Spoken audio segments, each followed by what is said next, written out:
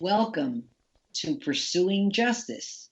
I'm Harriet Hendel, and for the last few podcasts, we have been talking about a case of wrongful conviction, the case of Dean McKee.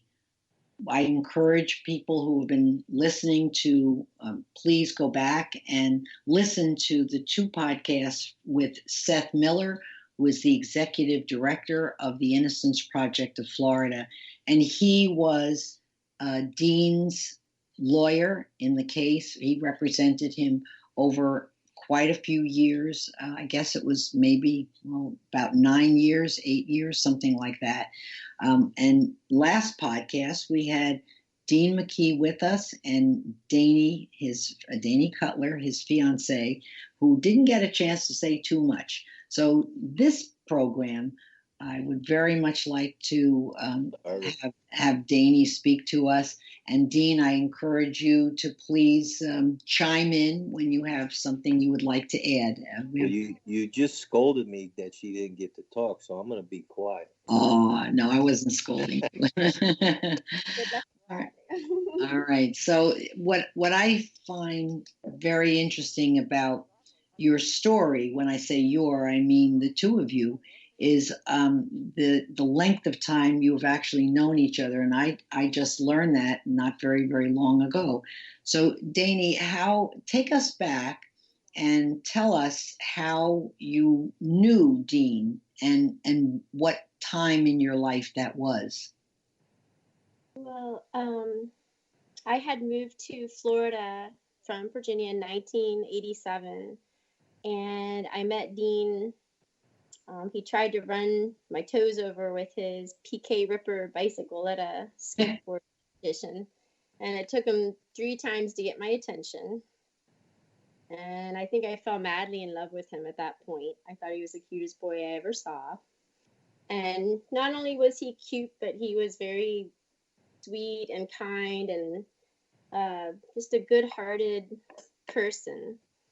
And he became probably he was definitely the first person I trusted as a friend when I moved down here. And we were 15 years old at the time. I was just going to ask you that. 15, my goodness. So you were attending what high school at that point in time? I was at Largo High School. He was at Clearwater. Oh, so there were different high schools. Mm-hmm. Okay, all right. And so then what take us through what happened shortly thereafter when Dean was 16. Well,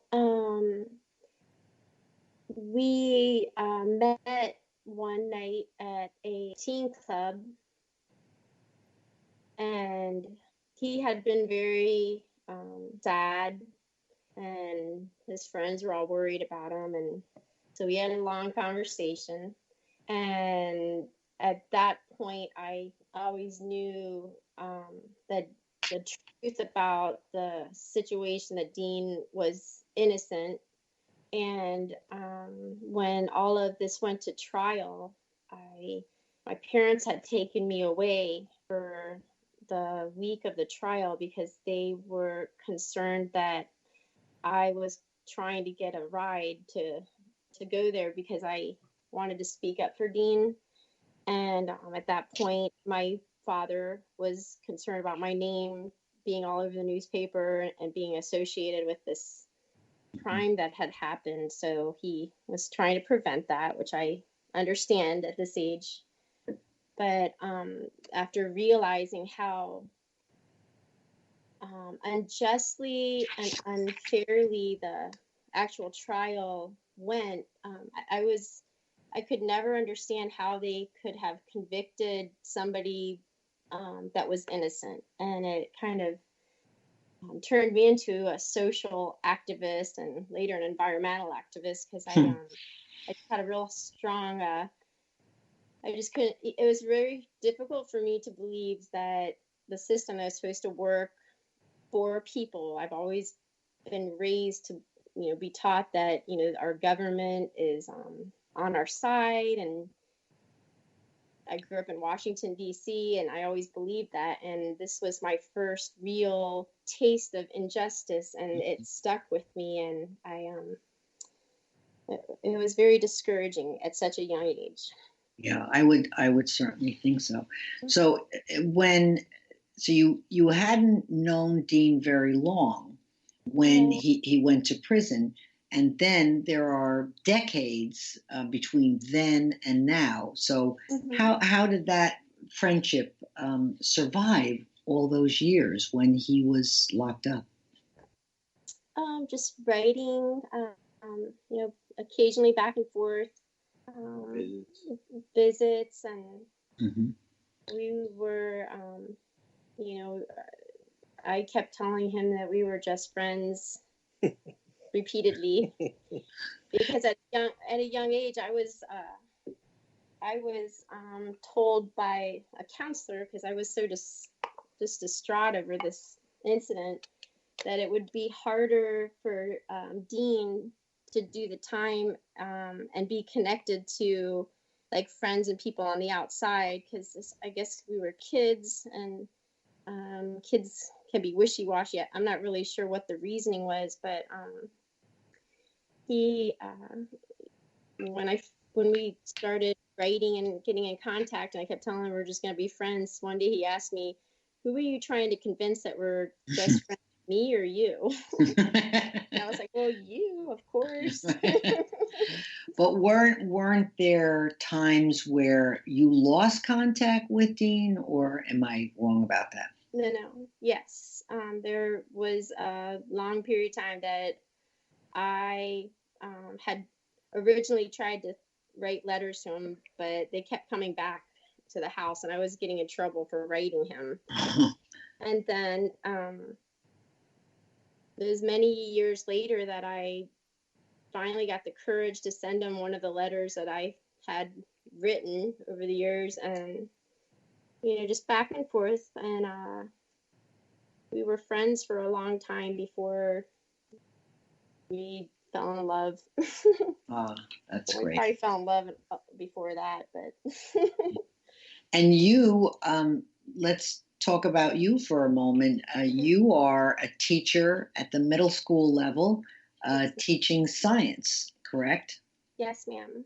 And you have 3 children. They're all grown, right? Yes, I do. Wow, that's so. You kind of went on with your life while Dean was in prison. So that's fascinating to me. That you followed your own path. You have a master's. Is it in environmental science? Your master's? Well, my master's is in education. My education. In environmental science. Okay, all and right. Policy. And did you always believe that Dean would be free one day? I believed that because I believed that when they said 25 to life, that would be the case. After 25 years, I figured, I had tried to contact him at one point, and I couldn't figure out where he was, and I thought maybe at that point they had released him because he was innocent. This is before we had internet and all that kind of stuff. But when I had called the Department of Corrections trying to find him, and I don't think they had, we didn't have the internet at that point, so it was hard to keep track of people like it is now. But I often wondered like how he was, and I mean, it was almost and I've tried to explain to Dean, because a lot of our friends, we were so young when he went in. I think a lot of kids were reinforced by their parents. They wanted us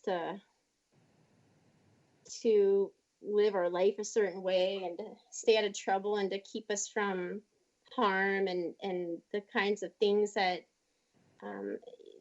young child that went to prison at the age of 16, they probably knew a lot more about like the effects that would have on somebody, and they were probably concerned about, you know, us being in contact. And I think at that age, a lot of parents really were trying to shelter us. Yeah.